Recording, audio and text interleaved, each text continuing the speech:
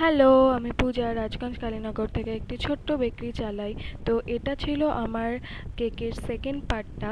তো আগে যারা আমার ওই পার্টটা দেখোনি তারা যদি চাও তাহলে আমার অ্যাকাউন্টে গিয়ে দেখে আসতে পারো। আর তোমরা যারা আমার কাছে কেক নিতে চাও অবশ্যই আমাকে ফেসবুকে মেসেজ করতে পারো, অথবা এই ভিডিওতে আমার ফোন নাম্বার দেওয়া থাকবে, সেখানে হোয়াটসঅ্যাপ করে দিলেও হবে। তো এই কেকটা ছিল এগলেস।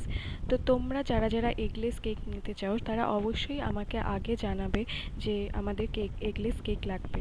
আর যদি কোনো হেভি ডেকোরেশন থাকে তাহলে অবশ্যই 2-3 দিন আগের থেকে জানাবে, কারণ অনেক সময় কি হয় আমার কাছে আহ, সেই আইটেমগুলো থাকে না যেটা আমাকে পরে আনতে হয়। তো দেখতেই পাচ্ছ এই ফোনে যে দেখিয়ে নিলাম এই ডিজাইনটা আমি এই কেকটার উপরে করব।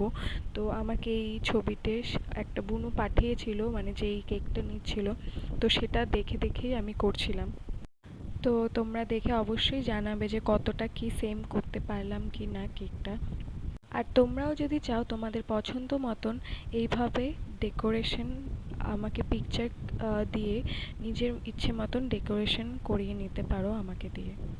তো কেকটা ছিল পিঙ্ক থিমের উপরে একটি পিন্টারেস্টি ডিজাইন।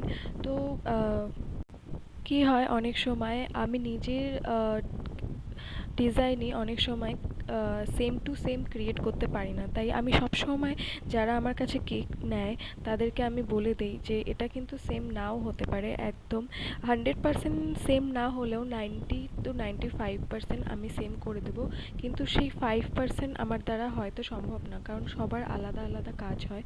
আমি নিজের কাজই যেখানে পুরোপুরি কপি করতে পারি না সেখানে আর একজনের কাজ কিভাবে কপি করব। তো এটা নিয়ে আমার কোনো সময় ঝামেলা হয় না যে সেমই হয় সবাই। বেশিরভাগই শুনেছি যে ওর থেকে সুন্দরই হয়েছে। যা আমাকে পিকচার দিয়েছিল দু একবার এরকম শুনতে হয়েছে যে কালারটা একটু এলোমেলো হয়ে গেছে, বাদবাকি আমি সবসময় ভালোই রিভিউ পাই। তো এইভাবে আমি লিখে নিচ্ছিলাম। তো আমি বুনুটাকে বলেছিলাম কি লিখতে হবে, তো ওই আমাকে বলে দিয়েছিল যে দিদি এটা লিখে দাও। এই কেকগুলোর দাম মাত্র 150 টাকা। তো তোমাদেরও যদি ছোট্ট সেলিব্রেশনের জন্য এই কেকগুলো নিতে চাও অবশ্যই আমার সাথে কন্ট্যাক্ট করতে পারো। থ্যাংক ইউ, সবাই ভালো থাকবে, সুস্থ থাকবে। বাই।